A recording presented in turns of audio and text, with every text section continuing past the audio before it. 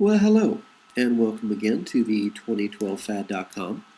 I will be your host for this evening, and my name is Charlie Bluehawk. Last night, we talked about Descendant of Lizards, and how if God exists, and I do not believe in religion. Religion was created by our masters as just another way of controlling us. I don't believe in religion. I believe in reality. But I have to use certain words, to talk to you that we can both recognize. So I say things like God, the devil, heaven, angels, hell. These are just words. They're just terms. They're just names that you and I know about and that we recognize. But in this particular context, they're only descriptions. There's no religious background involved. These are just words we're using so we understand the same things, I hope. But if the universe that you and I live in is actually a bubble, and Western scientists have finally admitted that yes, the universe where we live, you and I, is actually inside of a bubble. The megaverse, whatever it is actually a collection of bubbles pressing up against one another, just like soap bubbles. I have no idea what exists in all of those other bubbles. I'm sort of involved in what's happening in this particular bubble universe where you and I live. So we're inside of a soap bubble, surrounded by other bubbles, each pressing up against each other, each containing their own version of their universe. And if something, someone, God, a computer program, an artificial intelligence created it, then inside of this bubble universe where you and I are, by definition, would be heaven. And outside of the bubble, either in some other bubble in the soap bubble collection or the space in between the soap bubbles, there would be nothing. And that would be my definition of hell. So if God created us in her own image, and you and I were designed to think, to reason, to wonder, to ask, to grow, to evolve, then it stands to reason that God herself, should she made us in her image, also thinks and reasons and wonders and asks and grows and evolves.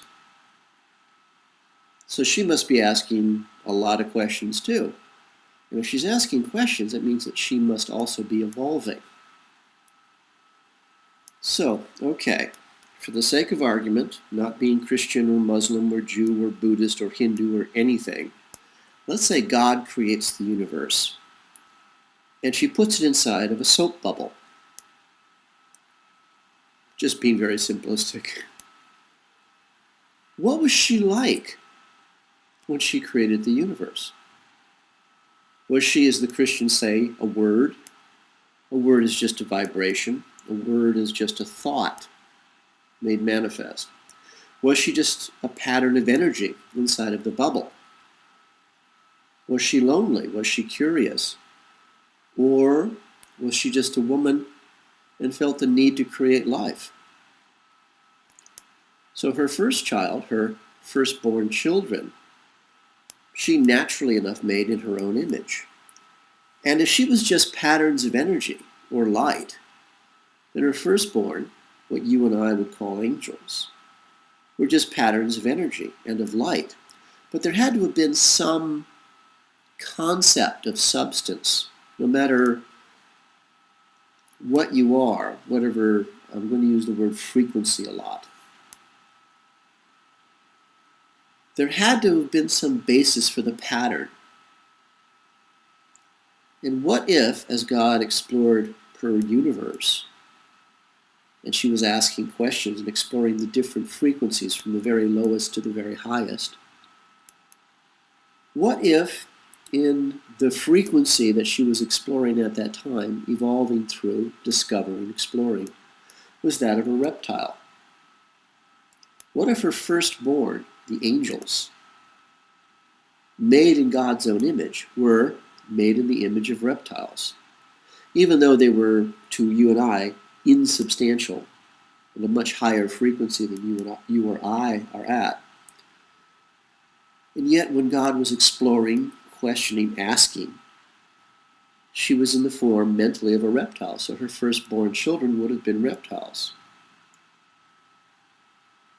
But if God was constantly evolving herself and she wanted to explore all the possibilities of her universe in the soap bubble, she'd have to begin at a very high frequency, which just basically means the atoms of her body would have to resonate at a rate of speed that you and I could not begin to comprehend. It would allow her to be everywhere and anywhere all at the same time. And again, I'm going to use the word frequency quite a lot. Let's simplify that. You and I exist in this reality and are aware of each other, of the floor, the cat, the lampshade, the cup of coffee, your car radio, your job. Because the atoms of our bodies vibrate at the same rate of speed, the same frequency. And because the atoms in your body vibrate at the same frequency as the atoms in my body, we can see each other, we can communicate, we can touch, we can feel, we can kiss, we can hug, we can listen, we can interact. But the atoms in the floor are also vibrating at the same frequency as you and I, so we don't drop through the floor. The atoms in your cat, the atoms in your cup of coffee, we're all at the same frequency. So let's say inside of this bubble universe, there's a vast array of frequencies possible, from the very, very lowest to the very, very highest. And the faster your atoms vibrate in your body, the more flexibility you have to move about the universe, to explore the universe. Since God made this universe inside of a soap bubble, she must be at the most highest frequency possible, because then she could be everywhere and anywhere all at the same time. Because she can move so fast beyond anything you and I could even begin to comprehend. So angels, her firstborn children, would share those basic characteristics, probably at a much lower frequency, because, let's face it, there can only be one God in any particular bubble universe, and because they were, after all, just children. But because God was exploring a certain range of frequencies at that time, her thought processes were, for lack of a better word, reptilian. And so the angels, and this is where it gets, this is going to be a hard conversation for both of us. This is where the possibility exists that angels were created by God, whomever, whatever she might be, in the form of reptiles. That's tough. It's even tougher to imagine God as a reptile. But she was evolving, she was growing, she was experimenting. But what if God decided to have more children? Perfectly reasonable thing for a woman to want. I want to have children. That's perfectly reasonable. Her second-born children would again be made in her image, and again she would think they were beautiful. But what if, as God evolved, her form changed as her thoughts changed? Her children would still look like her. But what if she was still in that area, that frequency of existence, that vibration of the atoms of her body? That would make her God, and her children at that time, again, reptiles. But because God evolved, she worked her own way up, starting at the highest frequency where she exists normally, and then going down to the lowest frequency to experience everything there was, to experience everything possible within the universe that she created. But it's all in a bubble.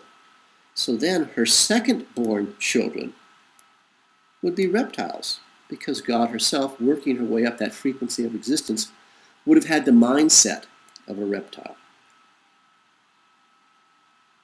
But then God continued to evolve. She continued to explore existence at every level, at every frequency. And again, I talk about frequencies as things that exist. But in so many cases, you and I cannot see them.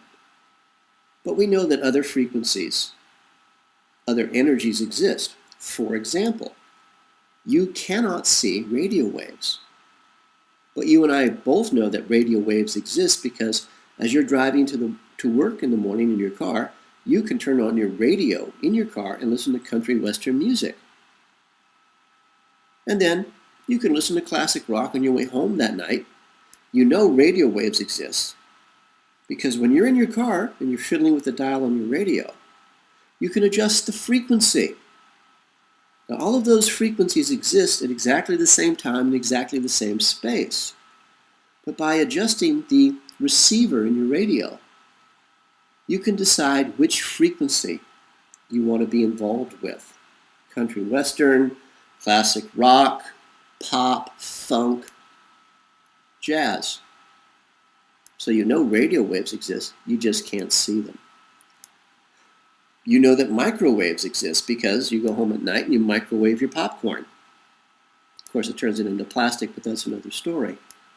You also know that microwaves exist because you call your Aunt Betty on your cell phone and you have a chat with her. Microwaves exist, and you know they do because you just talked to Aunt Betty, but you can't see them. You know infrared light exists because when you go outside, even on a cloudy day, and you stay out too long, you get a sunburn. So frequencies of waves exist, energy patterns exist. And you and I, again, also have the same frequency. It's just the number of times atoms in our bodies vibrate. That's our frequency. And because our atoms in our bodies have the same frequency, they vibrate at the same level, we can communicate. Now imagine that the frequency of your body changes. This happens to me on a fairly random basis. You would no longer be able to interact with anything here. You would no longer exist in this dimension because your frequency had changed. Excuse me. The atoms of your body, just like the control on your radio in your car, you change that knob ever so slightly, you go from listening to country western to listening to classic rock. It's either one or the other. You can't have both. And that's simply because you change the frequency of your radio.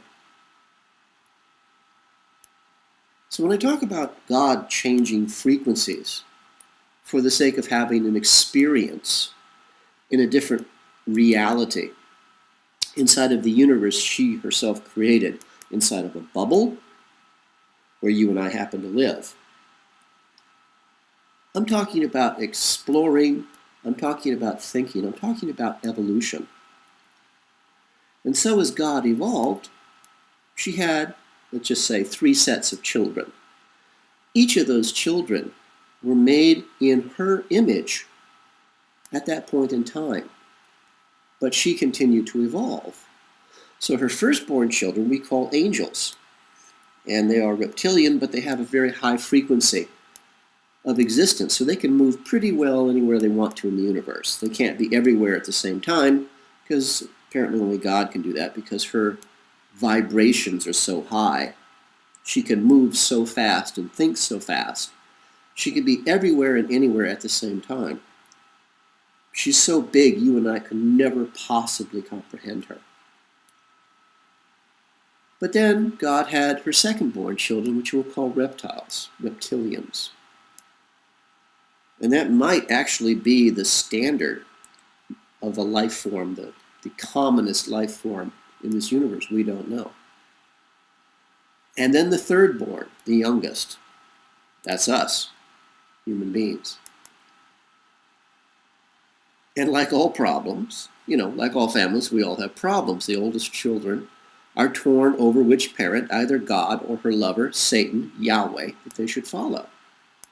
Because God created Yahweh, Lucifer, Satan, created her when she was in her reptilian stage of evolution. So Yahweh is a reptile. Some of the firstborn children, the angels, some of them followed the devil, some of them followed Yahweh, because they were of that reptilian bent. They believed that the reptilian form was the epitome of perfection, and anything else was an abomination. Other of the firstborn children, followed God, because they were a little more flexible in their outlook, and humans look like pink furless ferrets, but they're probably okay. But then we have her middle children, the reptilians, the secondborn, the physical representation of life. And they were just as torn, because the devil was a reptile, Yahweh. And she had a tremendous influence over them, because they were the same. And if the stories are true, after God threw Yahweh, the devil, her lover, out of her bubble universe where you and I live, called hell, nothingness would be hell to me, outside of the bubble universe somewhere. What if Yahweh, the devil, this reptilian form of God, reached back in to the bubble universe? She couldn't physically come in, but her influence could. Her thoughts, the energy of her thoughts could get in. And she took control of the bodies of these reptiles, these reptilian people, the most common form of life in the universe. But in order to extend her influence into the bubble universe where she couldn't physically go, she had to have living machines, let's say. But those living machines were already occupied by quote-unquote souls. The entity had a body. Well, the first thing you have to do is remove the entity. So you either do that by mutual agreement, promises of power and all that nonsense, or you rip the soul out and you eat it. And so now you've got empty bodies with quote-unquote no souls, leaving them as puppets, and so Yahweh and her kind, the demons, could walk in and remotely control them. Obama is a good example of that. He's a finger puppet, but he is human and he has a soul and he has of his own free will given his soul away. But then there are the third-born children of God, you and me, the humans. We are caught in a war between our parents, Amalek, God, and her lover, Yahweh, the devil. You and I are caught in a war between parents that looks to me like it's been going on for billions and billions of years. And we don't even know that we're in a war. That's the part that gets me. We're not even aware that this war exists, and it has nothing to do with religion. It has to do with love. And so tonight I thought we might chat about a race of cowards. And when I say a race of cowards, anyone who chooses evil as a way of life, hurting others just because you can, that makes you a coward. And all you have to do is look at our masters, junior management in the corporate structure of hate, and you know what a coward is. They use others to do their dirty work. They lie, they cheat, they steal, and they hurt others for the simple joy of it. And they do it in the darkness. I've seen with my own eyes what their servants of their servants of their servants do, and they're always emulating their betters, quote unquote, again. They will only attack the weak, the helpless, the hopeless, and the defenseless. And they'll only do it in the dead of night, and they'll only do it when there's 20 of them and one of you. And should you miraculously stand up to defend yourself and start punching back, those 20 cowards will start screaming and wetting themselves in fear and running away. Screaming in fear crying for help. That was unfair of you. How dare you defend yourself? And that is what a race of cowards is. And as we touched on briefly last night, dinosaurs. Dinosaur just means great lizard or thunder lizard. Now, dinosaurs existed on the Earth, this Earth of ours, for 65 million years. You can look that up anywhere. Scientists all agree. They find bones of these great lizards everywhere on the planet. And it's very clear they were here for 65 million years. Now, the same scientists now want us to believe that in 65 million years, the dinosaurs never evolved into civilized, thinking, rational creatures. That's not logical. That's not reasonable. But scientists, under the control of our masters, with religion as a kicker, but those same scientists want us to believe that in less than 1 million years, you and I are the descendants of apes. Animals that we have no DNA in common with at all. The animals that you and I have more DNA in common with today are pigs and cattle. And as always, when I'm asking these questions, I'm looking for evidence. I'm looking for pieces of the puzzle. I'm looking for facts. And it's also true that I've been through a little abuse in my life, and it sometimes makes it hard for me to think clearly, even though every day I get a little more and more of myself. And I was trying to put this particular puzzle together, and I knew I was missing something. And then, in the back of my mind, something sort of snapped. And, Lord, I wish I did drugs. Lord, I wish I drank. Then I could stop and I would get better. But I don't do either of those things. This is tough because I'm thinking it's about 20 years ago. The dates, the places, the names are all gone out of this particular memory of mine. So I'm going to say it was a French scientist about 20 years ago who came up with the idea, what if dinosaurs had evolved into civilized thinking beings? And this was his theory. And of course it goes against all modern science, and it certainly goes against religion, two of our greatest enemies here. And so this French scientist, I believe he was a French scientist, came up with a museum exhibit, and he used a computer to extrapolate what if a certain species of dinosaur had evolved into something intelligent, a rational thinking, civilized being.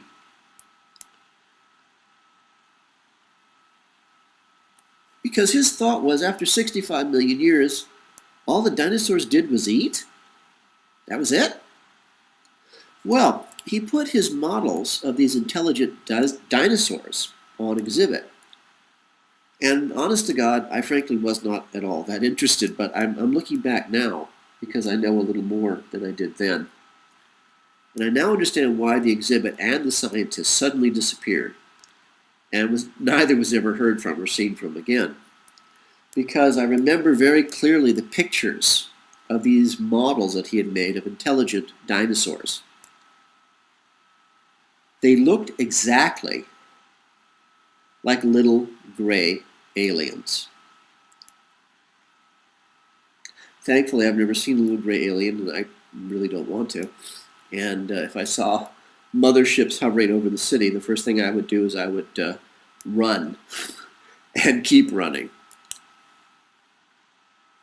But that was the part of the puzzle that had been missing for me, because the question I'd asked myself was, how could dinosaurs have evolved on the Earth in our very low magnetic field?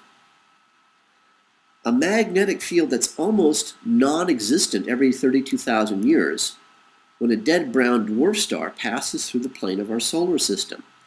A dead brown dwarf star that you and I have been chatting about for quite some time, well, 20 or 30 years.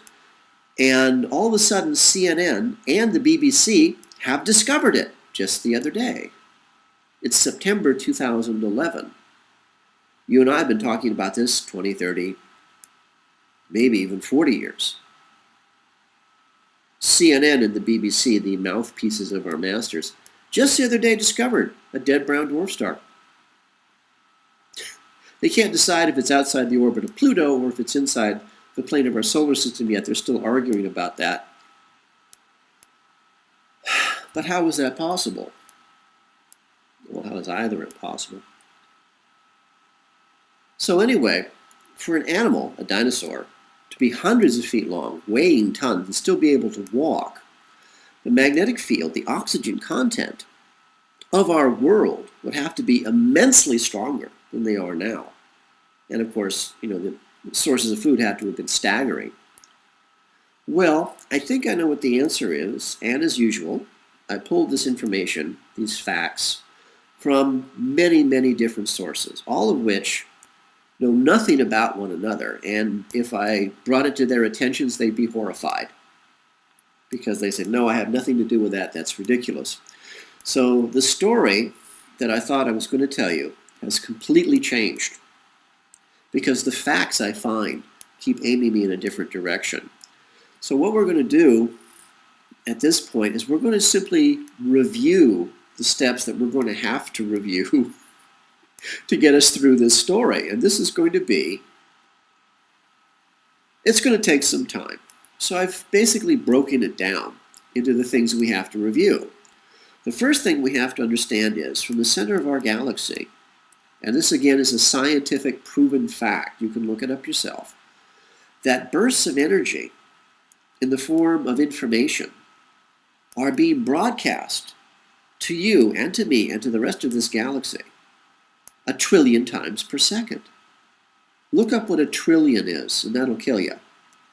There is so much information, so much energy being broadcast from the center of our galaxy to you, to me, the stars, the planets. We couldn't possibly comprehend it all 1 trillion times a second. But this is important because another fellow discovered that the Earth is getting physically larger. It's growing because of this energy being broadcast from the center of the galaxy. There's no such thing as continental drift.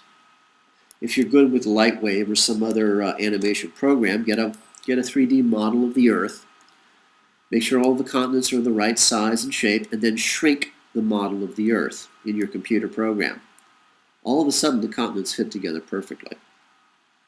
There's no such thing as continental drift.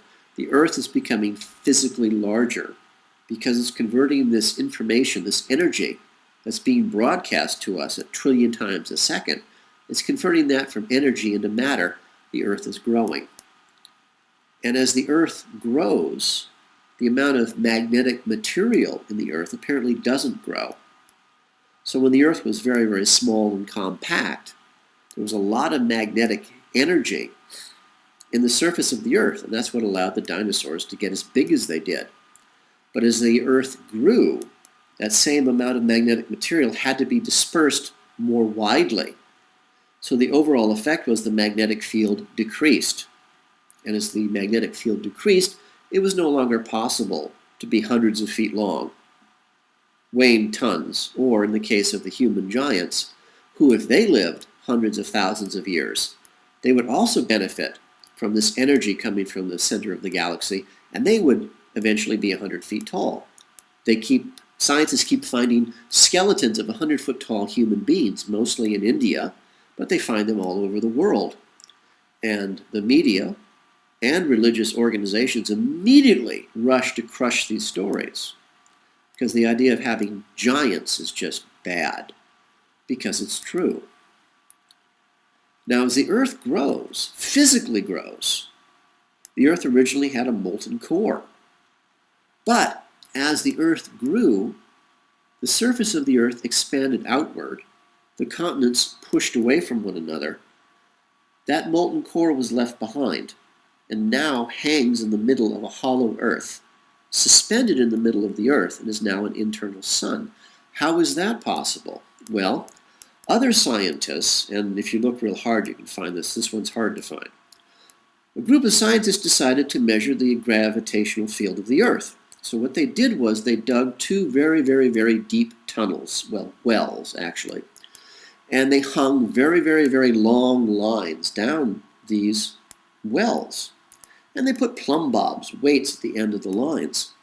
Now, the theory of gravity at the time was that gravity comes from the center of the Earth.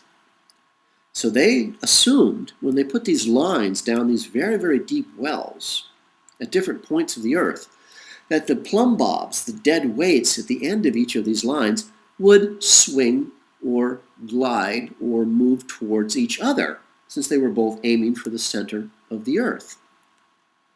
Much to the horror of the scientists, and more to the horror of our masters, the lines, the plumb bobs, did not swing in towards each other. They swung out, away from each other, which proved that the center of gravity of our planet was not on the inside of the planet. It was on the outside. Gravity surrounds the Earth. It doesn't come from the center of the Earth. So gravity is not pulling us down from the inside. Gravity, the source of our gravity, is above us and is pushing us down, which would explain how you could have the inner core of the Earth, the molten core of the Earth, still dead center in the middle of the Earth, even as the Earth was expanding. So now you've got a sun in the middle of a hollow planet, because the Earth grows because it receives energy from the galactic core. Well, if that isn't odd enough for you, let's say that indeed reptiles came first on our planet or in our galaxy, because at that particular time God or evolution decided that the reptilian form was the best that they could do. What do you think the reptiles would have thought when they encountered human beings? What would their thoughts have been? Probably, like most people, they probably, didn't care. 98% of them are probably cattle, just like we are. Reptiles were probably the dominant intelligent life form in the entire universe. Well, let's say the galaxy makes it easier. So who cares if some pigs and some cattle started, standing upright and talking? You and me. But then we get into love. There's a lover's spat. God, who has continued to evolve and is now in a human form, at least from our point of view. God and her lover, Satan, Yahweh. Yahweh, God created when God was in her reptilian form.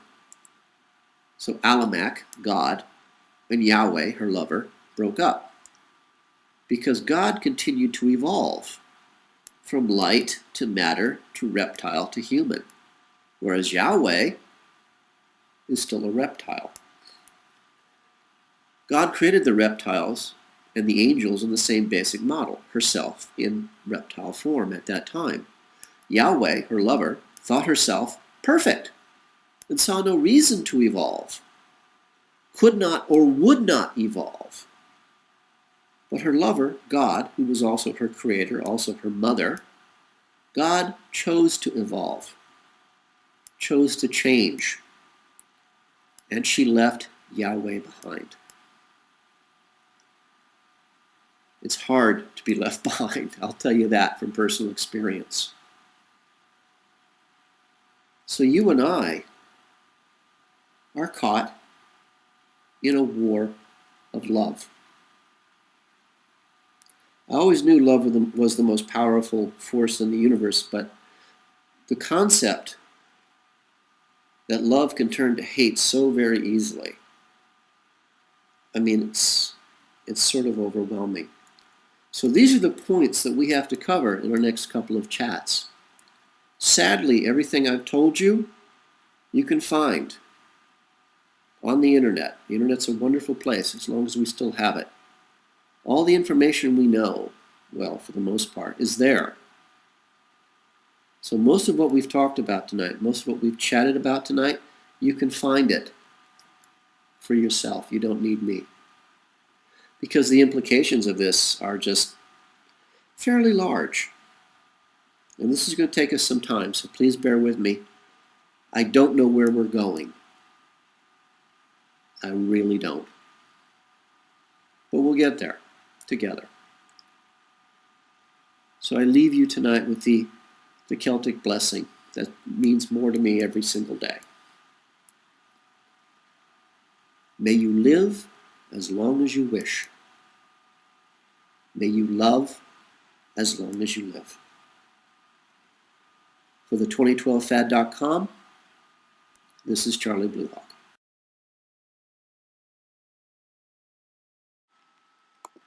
The 2012 Fad is brought to you by Coffee and Blood, Love Letters Between the Dead, a series of 5 erotica horror novels about a fallen angel fighting his way back to regain his own soul, and how the CIA war against the human race, their black magic, captures and traps him in the body of a mind-controlled slave designed to hunt down and to kill their god, their Satan.